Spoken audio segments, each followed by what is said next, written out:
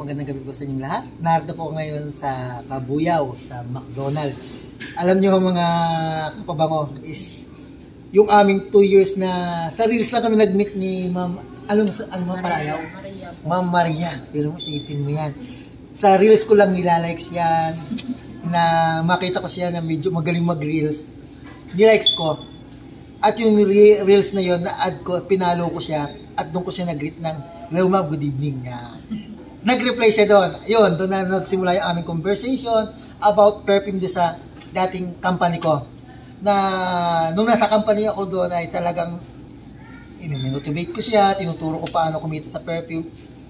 In 2 years in the making, ito na po kami ngayon sa Labin World. Nagtagpo kami dito sa Kabuyaw.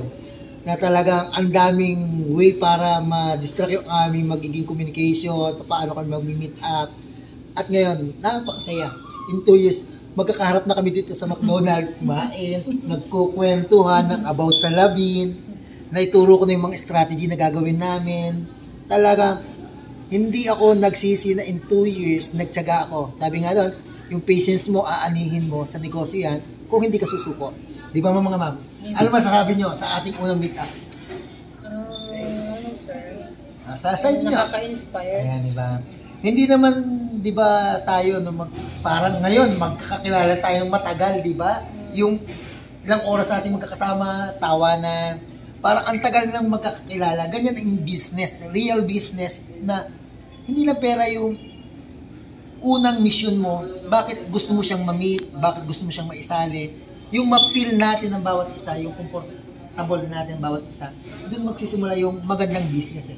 Hindi about sa unang kikitain mo eh. Ang pera darating yan kapag nakabuild tayo ng trust, na guide mo, at naunawaan ng bawat isa yung gagawin natin, bakit natin papasukin pa?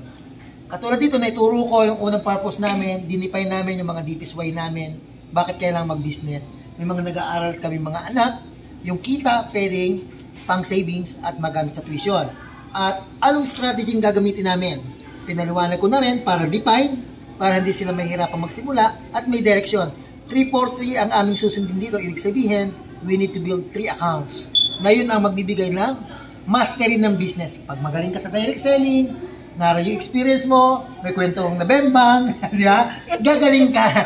Di ba? Nakakatawa yung mga sekreto kung paano ka makakabenta, pero yung pagtaas ng sense of humor mo, pagpapatawa mo, pagiging kengkoy mo, isang way yan para makakuha tayo ng maraming customer sa business natin.